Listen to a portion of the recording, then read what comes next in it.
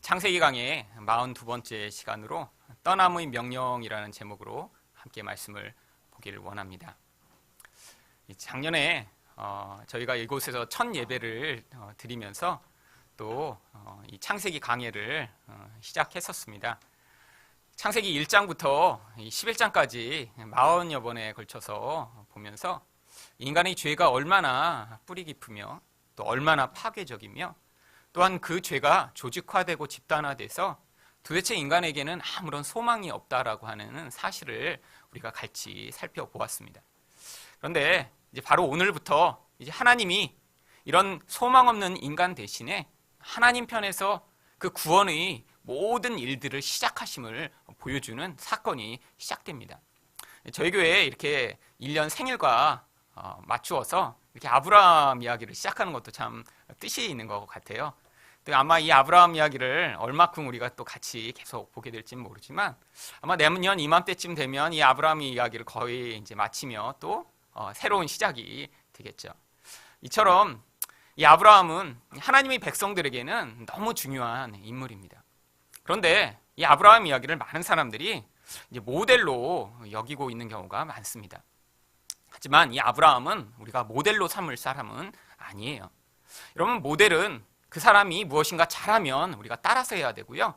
또 그 사람이 뭔가 못하면 나는 저처럼 살지 말아야지 라고 하는 그런 대상이지만 아브라함은 우리가 그렇게 따라하거나 혹은 그가 잘못한 것들을 우리가 피해야 될 그런 대상으로 이 성경이 기록하고 있는 것이 아닙니다.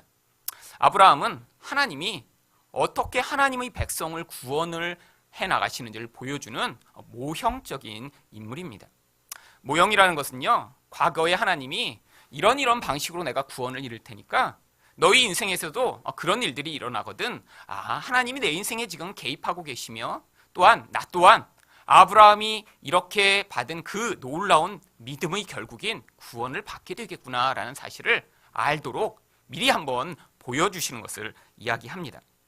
그렇기 때문에 이 아브라함이 바로 아주 신실하고 또 원래부터 구원받을 만한 사람이 아니라요, 갈대아 우르라고 하는 세상의 중심, 바벨론의 중심으로부터 하나님이 그를 불러내십니다. 우리 또한 바벨론과 같은 이 세상 속에 살고 있어요.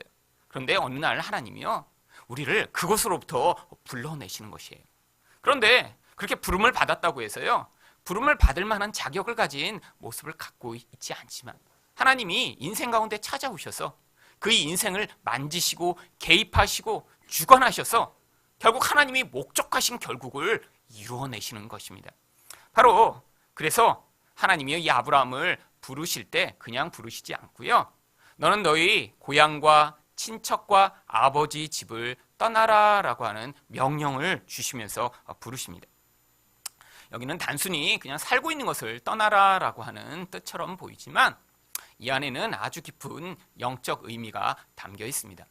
그래서 원문 성경을 읽으면요, 여기에 고향, 친척, 아버지 집 앞에 다 너희 고향, 너희 친척, 너희 아버지 집이라고 이 너희라고 하는 단어가 아주 반복해서 3번이나 사용되고 있어요. 단순히 고향과 친척과 아버지 집이 그냥 그가 살고 있는 땅을 떠나라는 것이 아니라 그 대상이 아브라함과 깊이 연관을 맺고 있는 무엇임을 보여주는 것이죠. 바로 그것과 그렇게 깊은 연관 가운데 있어서는요, 아브라함이 하나님이 목적하신 믿음을 가진 사람이 될 수가 없기 때문에 하나님이 먼저 그곳에서 떠나도록 명령하시는 것입니다. 그런데 이런 바로 떠남의 과정이 한번 그냥 고향을 떠나는 데서 이루어지는 것이 아니라 이제 아브라함의 일생토록 그런 떠남이 구체화돼서 이루어지고 있음을 우리는 이제 앞으로 보게 될 것입니다. 그런데 아브라함만 이렇게 떠나라고 하시는 것이 아니라요, 하나님의 백성인 우리를 향해서도 하나님은 이제 그 구원의 여정을 시작할 때 똑같은 떠남의 명령을 주십니다. 그러면 하나님이 성도를 부르실 때 우리가 무엇을 떠나기를 요구하시는 것일까요? 첫 번째로는요, 세상적 생존의 근거를 떠나기를 요구하십니다. 이 한글 개역 개정판에서는 너희 고향을 떠나라 라고 되어 있고, 또 예전 성경인 개역판에는요, 너희 본토를 떠나라 라고 이렇게 되어 있어요. 그런데 여기 나와 있는 이 고향이나 본토라고 하는 원래 단어는 땅이라고 하는 뜻입니다. 단순히 살고 있는 것을 의미하는 게 아니에요. 땅인데 아브라함과 아주 밀접한 관련을 맺고 있는 땅이죠. 근데 그 땅을 성경은 갈대아 우르라고 이야기합니다. 갈대아 우르는 당시에 메소포타미아 문명이 시작된 바로 그 지역에 있었고요. 아주 부요하고 풍요로운 땅이었습니다. 그런데 하나님이요, 그런 땅 가운데 아브라함으로부터 거기를 떠나라고 요구하시는 거예요. 땅은 고대로부터 사람이 자기 생존의 근거로 삼고 있는 대상입니다. 특별히 아브라함처럼요, 이렇게 목축업을 하는 사람에게 있어서는 좋은 땅을 갖게 되는 것, 또 좋은 땅에 머물게 되는 것은요, 그 사람이 얼마나 풍요로운 인생을 살게 되는가를 결정짓는 아주 중요한 요소인 것이에요. 그런데 바로 이 세상은, 이 바벨론과 같은 세상은요, 눈에 보이는 그런 땅의 풍요로움, 이 세상의 그런 풍요로움을 자기 생존의 근거로 삼고 살아갑니다. 바로 사람들이 이런 태도를 뭐라고 부르냐면 물질주의라고 부르죠. 여러분, 이 물질주의는 바벨론적 세상의 가장 전형적인 태도입니다. 눈에 보는 것으로 자기 생존의 근거를 삼는 것이죠. 그러니까 눈에 보는 것이 없어지거나 눈에 보는 것이 내가 원하는 만큼 소유하지 못하게 되면 사람들은 불안해하고요, 초조해하고 긴장하게 되는 것입니다. 그래서 이 세상에서 눈에 보는 것을 더 확장하고 눈에 보이는 물질을 더 많이 소유하고자 하는 그런 몸부림 가운데 사람들을 살아가게 만드는 그 근원, 그것을 바로 하나님은요, 너희 땅이라고 말씀하시는 것이에요. 그런데 왜 하나님이요, 이렇게 눈에 보는 것을 떠나지 않고는 믿음의 사람이 될 수 없다고 이야기하시며 그 땅을 떠나라고 이야기하시는 것일까요? 인간은 하나님의 생명에서 단절되었기 때문에 그 생명에서 단절된 순간부터 영적 세계를 볼 수 있는 눈은 닫혀버리고요, 눈에 보는 것에 의존된 감각적인 존재가 되어버리고 말았습니다. 그러니까요, 이 감각을 만족시키기 위해 살아가는 인생으로 살다 보면요, 하나님이 우리를 부르셔서 믿음의 사람, 영적인 생명을 얻는 사람이 되고자 하심에도 불구하고요, 계속 눈에 보는 것에 의존된 삶을 떠날 수가 없는 거예요. 여러분, 하나님이 이렇게 부르셨는데 이렇게 자기가 의존하고 있는 눈에 보는 것으로 자기의 생존과 미래와 풍요를 삼고자 하는 그 태도에서 벗어나지 못하면요, 하나님의 부르심조차도 계속해서 하나님이 나를 이 눈에 보이는 세상에서의 풍요를 위해서 불러주셨구나, 내가 예수 믿는 것이 바로 이 땅에서요 성공하고 이 땅에서 부자 되고 이 땅에서 잘 되기 위한 목적으로 부르신 거구나 라고 생각하며 하나님이 주시고자 하는 참된 영적인 생명보다 눈에 보는 것에 계속 의존된 삶을 떠날 수 없기 때문에 하나님은 먼저 믿음을 요구하시기 전에 눈에 보는 그런 의존에서 떠나기를 요구하시는 것입니다. 바로 사람들은요, 이 땅에서 이 풍요를 위해서 끊임없이 노력하는 삶을 삽니다. 그런데 살다 보면요, 자기 힘과 노력만으로는 내가 원하는 수준의 그런 풍요로움을 얻을 수 없다는 것들을 발견해요. 여러분, 학생은 학교를 다니면 학교 가기 전에는 공부를 잘 할 것처럼 모두 다 생각합니다. 물론 부모도 그렇게 생각하고요. 근데 실제로 학교를 다녀보면요, 그게 아니라는 사실을 발견하게 되죠. 여러분, 아이들이 뭐 다 공부를 하기 싫어할까요? 다 공부 잘하고 똑똑하고 싶은 마음이 있겠죠. 근데 하다 보면 안 되는 걸요. 여러분, 여기 계신 분 중에 나는 평생 난 가난하게 사는 게 좋아, 난 돈이 하나도 없는 게 더 좋아, 이런 사람이 어디 있겠어요? 모두 다 풍요롭고 싶은 욕망이 있죠. 그런데 이 세상은 경쟁적입니다. 사람들은요, 그 목적하는 것을 이루기 위해 생명을 내걸고 달려가요. 그러다 보면 뒤처지는 사람이 있고요, 자기가 원하는 만큼의 수준을 누리지 못하는 사람들이 대부분인 거죠. 여러분, 그때 사람들 마음 안에 자연스럽게 흘러나오는 태도가 무엇이냐면 바로 무엇인가 강한 힘을 가진 것, 무엇인가 나를 초월할 수 있는 그런 능력을 가진 그런 힘의 도움을 받아 내가 원하는 이런 풍요와 내가 원하는 그런 생존의 근거를 확장했으면 좋겠다라는 그런 열망을 가지게 되는데, 성경은 바로 그것을 우상숭배라고 부릅니다. 구약시대에는 사람들이요, 눈에 보이는 바알, 눈에 보이는 아세라, 이런 신들을 섬겼지만 지금은 눈에 보이지 않는, 사람들이 그렇게 자기를 풍요롭게 할 수 있을 것이라고 생각하는 그런 강한 것을 자기 우상으로 의존하며 내가 이것을 잘 붙들면, 내가 열심히 정성을 보이면 그것이 나에게 보답과 풍요를 가져올 것이라고 사람들이 착각하게 되었죠. 여러분, 이 세상에서 이렇게 살아가다 보면요, 물질적인 세상, 또 그 물질주의와 함께 사람들이 우상 숭배가 결부된 세상에서 살아가다 보면요, 계속해서 하나님 백성 또한 거기에 영향을 받고요, 또 복음을 깊이 있게 경험하지 못하면요, 교회에 다니면서도 여전히 돈이 최고고 세상에서 똑똑하고 부자되고 성공하고 좋은 회사에 가는 게 자기 인생의 풍요이며 자기 인생의 모든 생존의 목표처럼 생각하는 사람들이 대부분입니다. 여러분, 그런데 하나님이요, 하나님 백성은 거기서 건져내기를 원하세요. 여러분, 아무리 돈이 많아도요, 해결할 수 없는 많은 문제들이 있습니다. 아무리 똑똑해도요, 세상의 문제들을 자기가 다 해결하며 거기서 만족과 풍요를 찾을 수가 없어요. 인간은 원래 하나님으로만 만족하는 존재로 만들어졌는데 그 하나님 없이 내 힘으로 세상에서 나의 만족과 나의 풍요를 채우려고 하는 이 자기 중심적이고 교만한 태도, 여기에 매여 있어 갖고는요, 절대로 하나님이 우리에게 주시고자 하는 그 풍요로움과 만족을 이 세상에서 경험할 수가 없는 거예요. 하나님 그래서 아브라함처럼요, 우리에게 요구하십니다. 바로 너희 땅을 떠나라. 여러분, 그런데 이 땅을 이렇게 떠나서 하나님만을 의존하는 것, 이건 노력으로 되는 것이 아닙니다. 왜냐하면 우리 또한 바벨론에 살고 있거든요. 눈에 보이는 물질을 최고의 가치로 추구하는 바벨론에 살고 있기 때문에 우리가 좋다고 생각하는 것, 우리가 성공이라고 생각하는 것, 다 세상에서 좋고 성공이라고 이야기하는 것과 똑같이 일치합니다. 여러분, 그러니까요, 하나님이 인생에서 하나님 백성을 구원하시기 위해 스스로 개입해 오시는 거예요. 아브라함이 스스로 노력해서 이런 믿음의 사람이 된 것이 아니라 하나님이 하나님밖에 의존할 수 없는 상황으로 인생 가운데 개입해 오시는 것입니다. 바로 그렇게 하나님 외에는 의존할 수 없는 그런 환경과 상황을 아브라함에게는 가나안이라는 곳으로 주셨던 것이죠. 여러분, 바로 여기가 그래서 또한 우리들에게 가나안입니다. 하나님을 의존하지 않으면 인생에서 끊임없는 불만족, 끊임없는 고통을 경험하게 돼요. 그런데 우리 스스로 그렇게 물질적 의존, 우상 숭배에서 벗어날 수 없기 때문에 하나님이 개입하시는 일반적인 방법이 바로 첫 번째가 바로 이 물질로 말미암는 고통을 인생에서 경험하도록 하시는 거예요. 여러분, 이상하지 않으셨어요?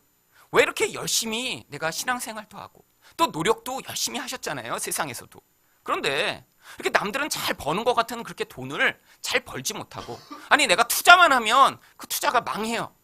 내가 산 주식은 항상 폭락하고 남이 산 주식은 항상 오른다고 하고, 내가 집을 사면 항상 그 집은 아주 망하고, 내가 무엇인가 이렇게 잘 해보려고 하는데 세상에서 어려움을 자꾸 겪어요. 사실 우리가 미련해서 그런 이유도 많이 있습니다. 그런데 또 한 가지는요, 하나님이요, 그렇게 돈을 의존해서 그것으로 자기 생존의 근거를 삼으려고 하면요, 하나님이 개입해 오시는 거예요. 어떻게 해요? 그것을 의존하지 못하도록. 아니면요, 또 어떤 사람은요, 하나님이요, 돈을 가지고 있는데 그 돈으로 자기 인생의 중요한 문제들을 해결할 수 없는 상황들을 끊임없이 만나게 하십니다. 하나님이 일부러 뭐 돈 있는 사람을 다 망하게 하시거나 또 뭐 돈 없는 사람을 갑자기 다 부자 되게 하시는 이런 이 땅의 질서를 갑자기 깨트리시는 일을 하시진 않아요. 그가 가지는 능력, 또 그가 가지는 그런 모습대로 어떤 사람은 자기 실력과 모습대로 자꾸 하는 일마다 실패하는 거예요. 어떤 사람은 또 그런 능력을 가지고 세상에서 남들이 볼 때는 잘하고 있는 것처럼 보이는 것이죠. 그런데요, 이렇게 세상에서 실패하는 사람은 그 돈의 문제로 말미암아 정말로 내가 이렇게 의존하고 바라는 이것이 나를 책임질 수 없구나라는 것들을 끊임없이 고백하게 만드시고요. 또 돈이 있는 사람은 있는 사람대로, 아니 내가 돈을 가져도 내 자식 문제는 어떻게 할 수 없구나, 아니 내가 아무리 많은 돈을 가져도 이렇게 병에 걸렸는데 이 병에서 나는 자유케 될 수 없구나, 이 많은 돈으로도 내가 사람의 마음을 얻을 수는 없구나라는 그런 고백들을 똑같이 하도록 만드시는 것입니다. 그뿐 아니라 그런 과정을 통해 하나님이 그런 세상의 물질과 돈보다 강력하시고 크시고 위대하신 분이라는 사실을 문득문득 경험하도록 하시는 것이죠. 여러분, 이런 과정들을 인생에서 지나가면서 우리는요, 물질이 전부이고 그 물질로 말미암아 이 땅에서 나의 생존과 미래를 보장받고자 하는 이런 바벨론적 문화로부터 서서히 하나님을 의존하는 태도로 변해가는 것입니다. 여러분, 저 같은 경우에도 지난 20년 동안 경험한 것이 바로 이런 과정이에요. 저희 아버지가 사업하시다가 제가 20대 초반에 망하셨습니다. 그러고 나니까 맨 처음에 찾아온 마음이요, 하나님에 대한 원망이 제 안에 가득했습니다. 아니, 하나님을 이렇게 잘 섬기면 우리 부모님도 축복하시고 내 미래도 축복해서 내가 원하는 그런 풍요로움으로 내가 원하는 미래를 살게 해주실 줄 알았는데 그렇지 않은 거예요.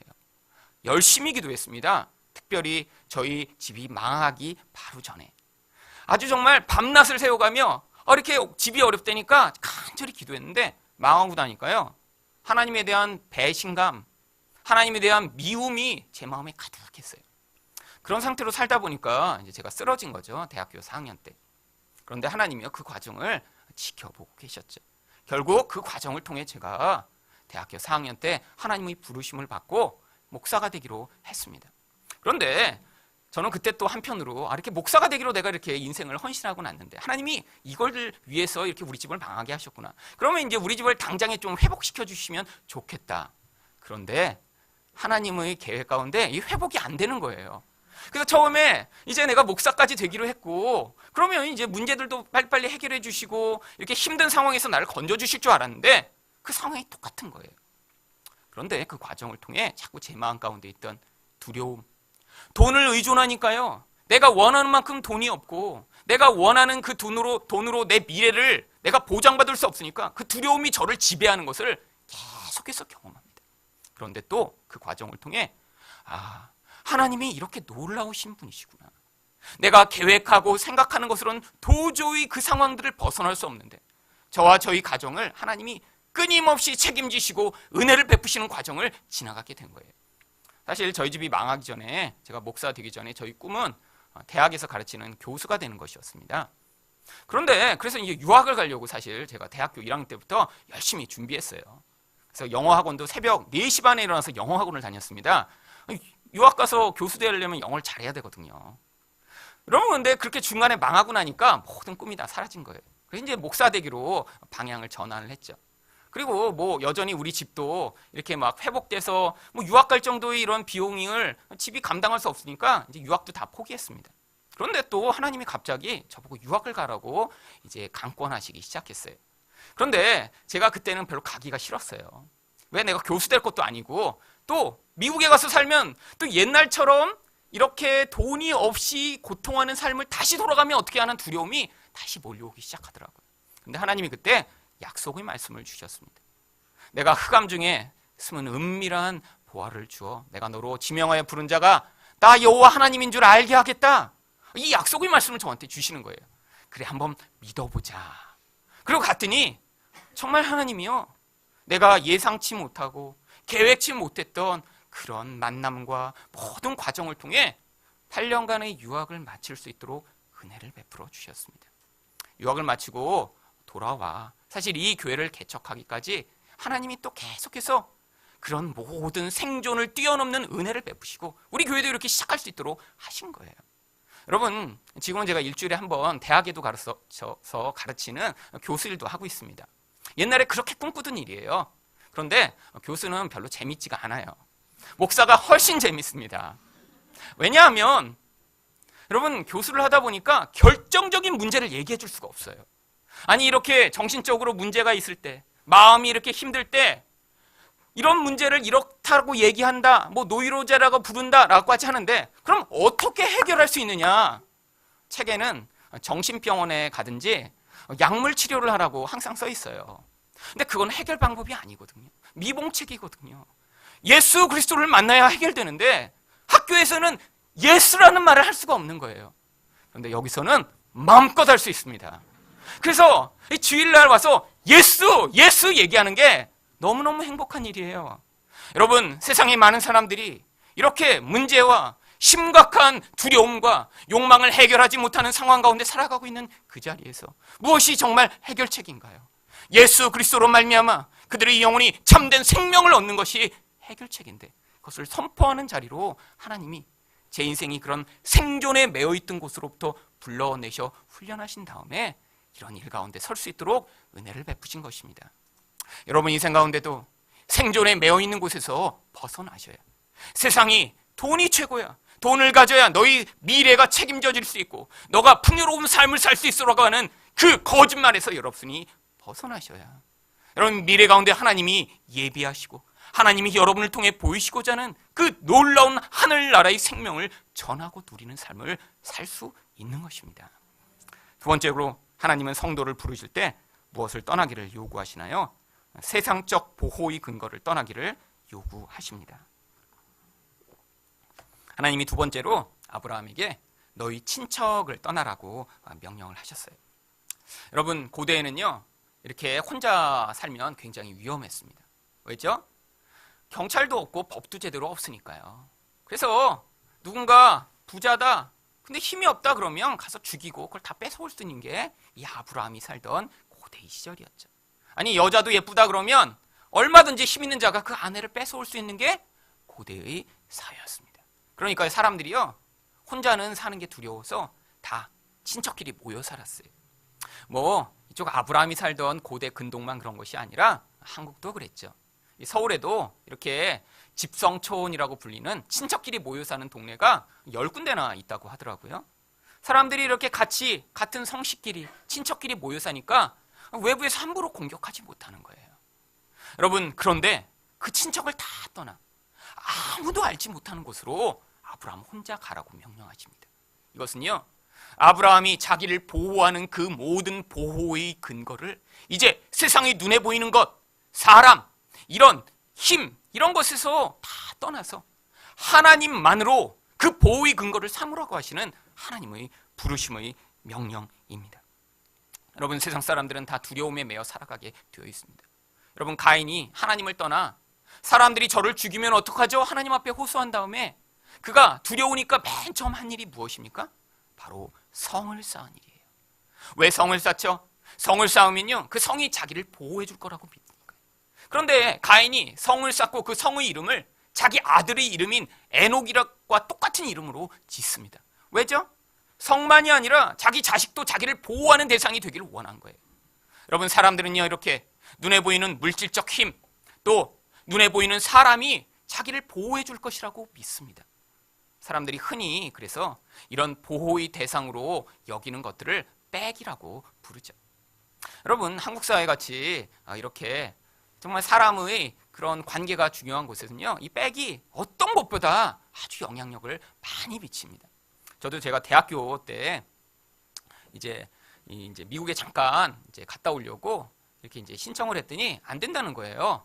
그 당시만 해도 이렇게 이제 미국으로 잠깐 갔다 오는 게 이제 군대를 갔다 오지 않은 사람은 도망가는 사람이 많았기 때문에 법이 굉장히 엄격했습니다. 그래서 내가 잠깐만 이렇게 갔다 오는데 왜 안 되냐고 그랬더니 그래도 군대를 안 간다서 안 된대요. 그래갖고 이렇게 다 비행기표도 사놓고 다 준비를 했는데 그렇게 어려울 줄 모르고 이거 어떡하냐고 그랬더니 그건 뭐 네 사정이지 우리가 책임지는 게 아니래. 그러고 저가 어떡하냐 그랬더니 왜 아버지가 그럼 내가 아는 사람한테 한번 연락을 해보겠다고.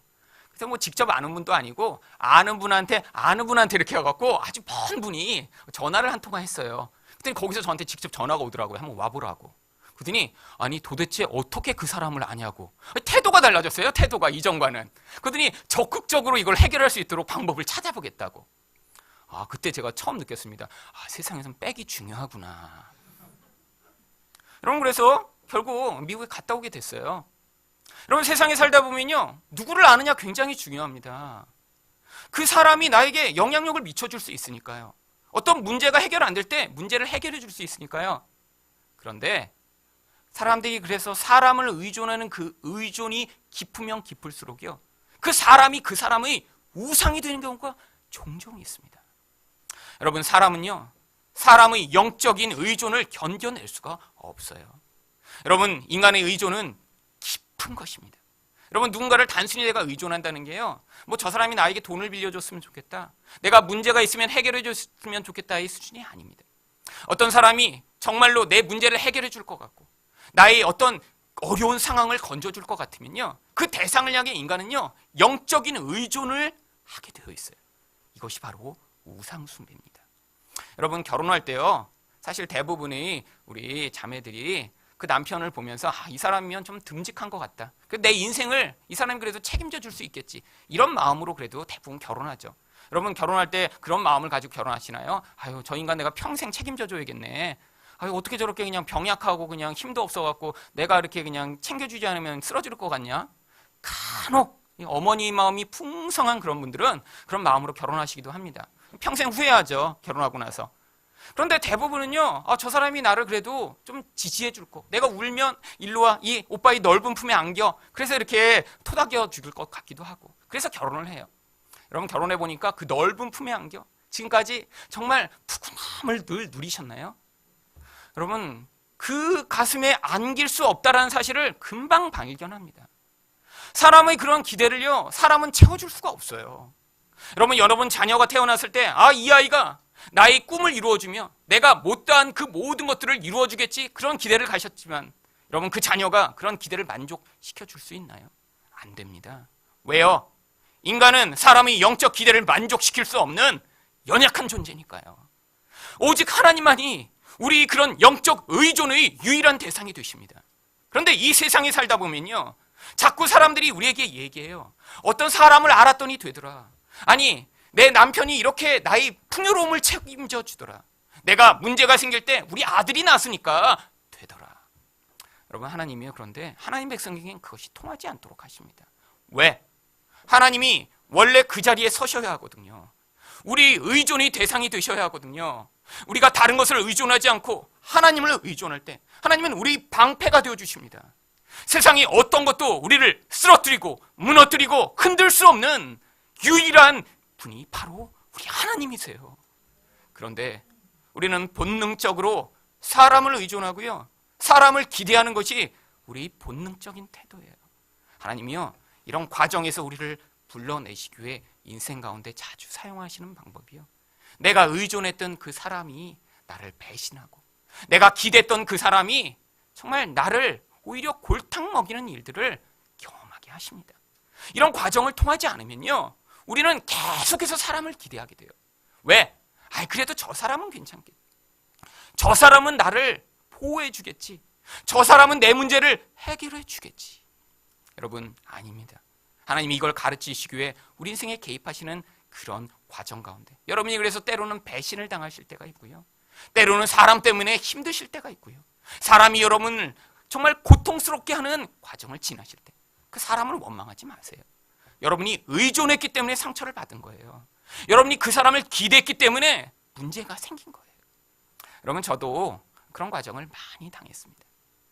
제가 미국에 있을 때 사실 한국에서 책을 이제 출판하기로 했어요. 그래서 이제 추천사를 이렇게 이제 써야 되니까 이제 추천사를 이제 누구를 할까 하다가 그래도 제가 아는 이제 유명한 목사님들이 계셔서 그 중에 이제 한 분한테 부탁을 했더니 뭐 당연히 해주시겠대요.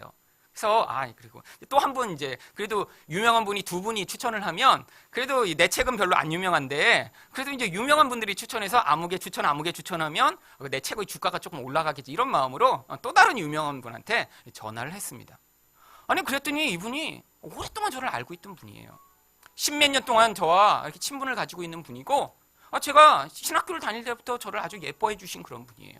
그런데 갑자기 머뭇머뭇 하시더니 안 되시겠다는 거예요. 그래서 왜요? 이거 제가 무슨 이상한 책이 아니라 이건 성경을 이렇게 해설하는 그런 책인데 왜 그러시냐 그랬더니 결국엔 나중에 털어놓으시는데 제가 유명하지 않아서 추천을 못 해주시겠대요.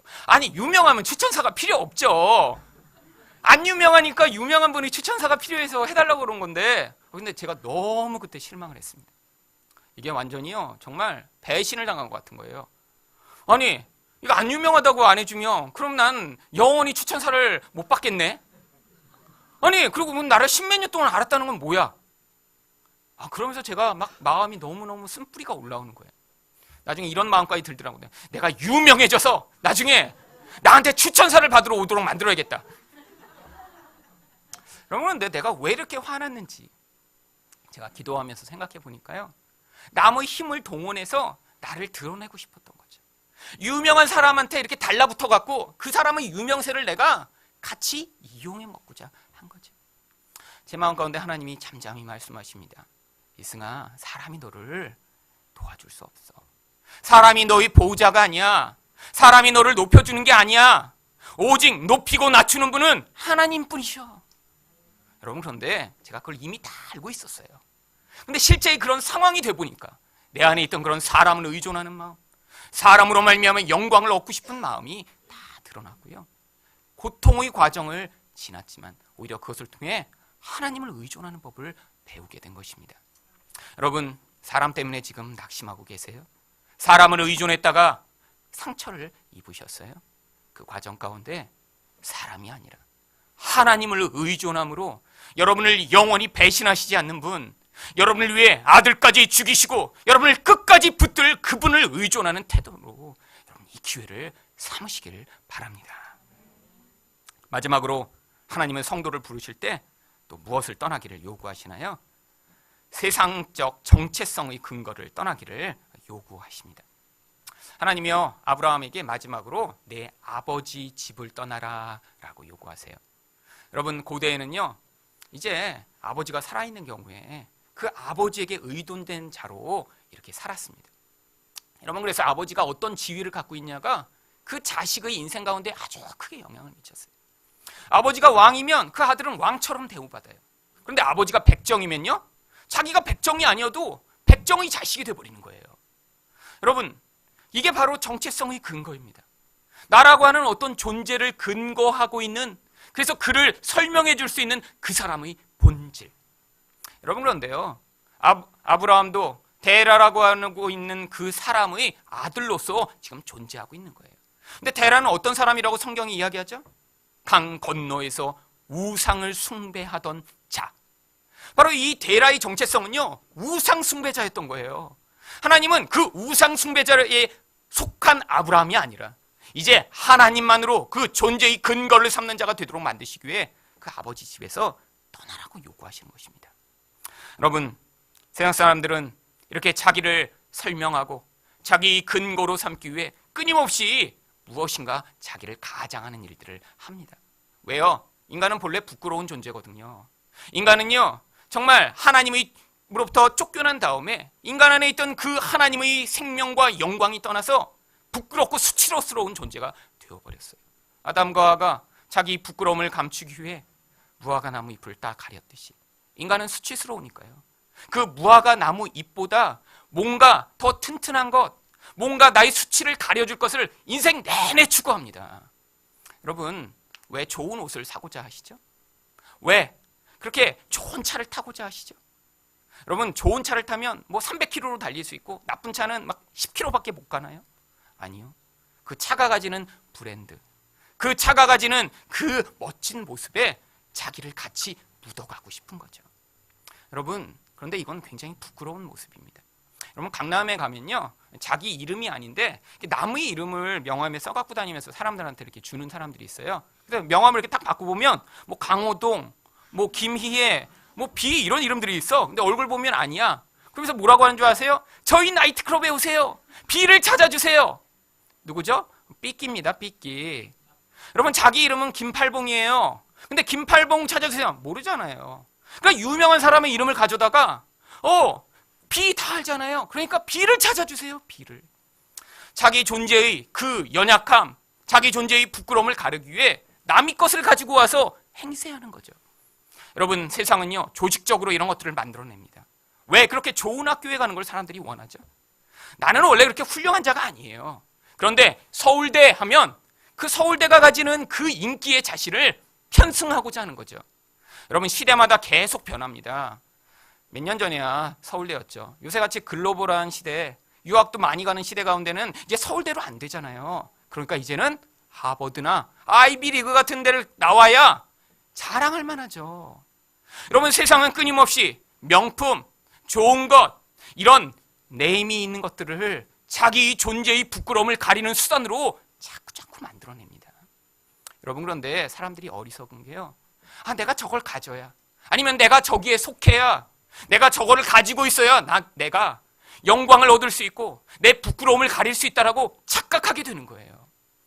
여러분, 요즘은요, 교회도 이렇게 브랜드화 되어 있습니다. 어디 가서 하늘사랑교회 다녀요. 아무도 모르죠. 새로운 이름이네. 여러분, 그런데 유명한 교회 이름 되면요, 다 압니다. 자기가 그 교회가 아닌데도요, 사람들은 어느 교회 다니는지 예수 믿는 사람을 만나면 얘기하고 싶어요. 나는 이렇게 큰 교회 다녀? 우리 교회는 엘리베이터도 있다? 우리 교회는 이렇게 크다? 몇천 명 예배 드린다? 성도가 몇만 명이야? 자랑하고 싶은 이 인간의 욕구. 여러분, 그게 무엇이죠? 바벨탑을 쌓는 거예요. 우리 이름을 내자. 이렇게 큰 성을 쌓고 이렇게 높은 탑을 쌓아. 나는 유명하지 않아. 나는 거기에서 일개에 불과해.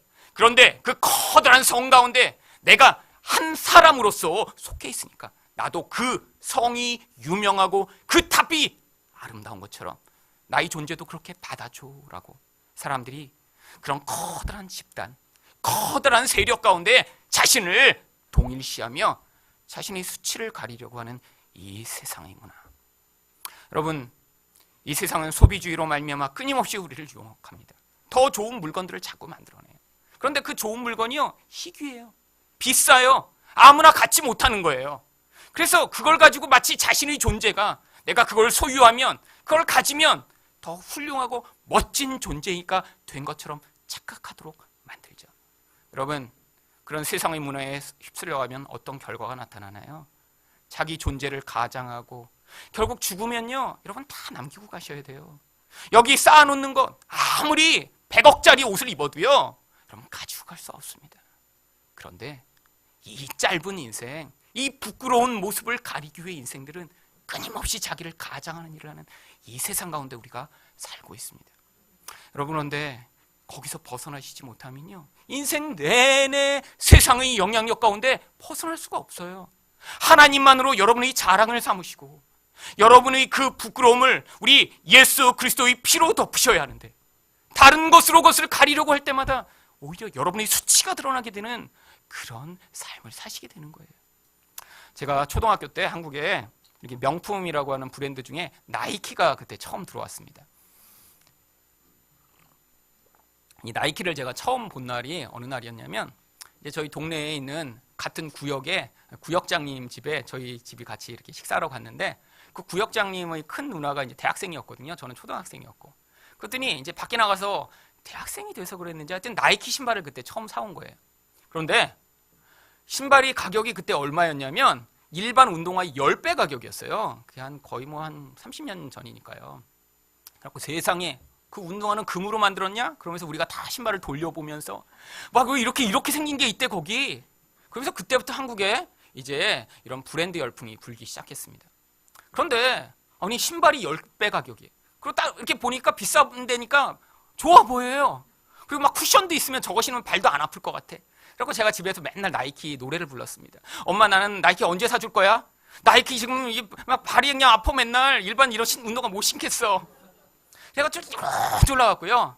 제가 이제 초등학교를 졸업하면서 나이키 신발을 드디어 선물로 받았어요. 그래갖고요, 얼마나 기뻤는지요. 아직도 그 나이키를 생생하게 기억합니다. 파란 바탕에 초록색 이렇게 무늬가 있는.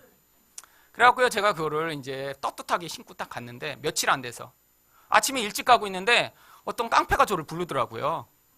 저는 그 나이키를 신으면 사람들이 와, 나이키 신은 김일승 이렇게 봐줄 줄 알았는데 깡패만 이렇게 눈치를 채더라고요. 그러더니 오래요 일로. 그러더니 그거 누가 사줬니? 그래서 저희 엄마가 사주셨어요. 그 순간에 이 절망. 이게 산지 얼마 안 됐는데 이 깡패한테 뺏기면 내 인생은 이제 끝이다. 근데 이렇게 앉아보래요. 바로 뺏지는 않더라고요. 그러더니 한번 이렇게 괜찮니? 그 신발. 그래서 좋습니다. 벗어보래요. 그래서 신발을 벗었어요. 근데 이제 정말 뺏긴 거예요, 이제. 그런데 정말 하나님이 보내신 천사가 그때 지나갔어요. 저희 동네에 고등학교 형이 하나 지나가다 본 거예요. 거기서 신발 벗고 있는 저를. 근데 다행히 그 형이 그 깡패보다 키가 컸어요. 그러더니 일승아, 너 왜 그래? 이제 학교 늦었다. 빨리 와. 그래갖고 제가 네 알았어 형. 그래서 신발 빨리 신고 빨리 달려가면서 그놈의 얼굴을 보니까요, 거의 잡았던 이 미끼를 놓친 그 분노와 미움이 얼굴에 가득한 채로. 여러분, 근데 제가 그 신발을 얼마나 좋아했는지 중학생이 됐으니까 발이 크기 시작하잖아요. 나중에는 발가락이 안에서 이렇게 찐득여갖고 막 피가 나는데도 그 신발이 이제 작다고 벗으면 우리 엄마가 또 안 사주실까봐 정말 나중에 막 발이 이렇게 꼬여갖고 안에서 피가 나는 데까지 계속 신었어요. 그리고 나서 결국에 나중에는 걸어 다닐 수 없을 때가 돼서 이제 그 신발을 벗고 나이키 대신 이제 나이스 같은 그런 신발을 대신 샀습니다.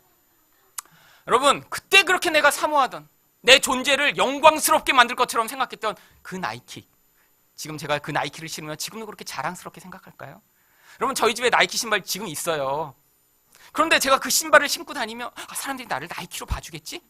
내가 이렇게 좋은 신발 신었으니까 사람들이 나를 존경해 주겠지? 나는 멋있는 사람일 거야 라고 생각할까요? 아니죠. 이제 나이가 들었으니까요. 더 이상 나이키 갖고는 안 되는 거예요. 제 정도 나이가 되면요, 이젠 나이키가 아니라 자동차로 그렇게 뽐을 내야죠. 이 차를 타고 다니면 사람들이 나를 봐주겠지? 이렇게 멋있는 거를 내가 가지고 있으니까 사람들이 나를 멋지다고 여겨주겠지? 여러분, 이게 바로 세상의 소비 문화며 물질주의 문화입니다. 인간의 부끄러움, 영적 부끄러움을 눈에 보는 것으로는 절대 가릴 수 없음에도 불구하고 세상은 끊임없이 우리를 속여서 그런 물질에서 벗어나지 못하는 존재가 되도록 만들고 있는 이런 바벨론 가운데 하나님이요, 지금도 우리를 향해 부르십니다. 그 바벨론으로부터 떠나 나로 말미암아 네 인생의 풍요로움과 만족을 삼는 인생으로 살아라. 여러분, 앞으로 우리가 이 아브라함의 인생을 이제 같이 살펴보게 될 거예요.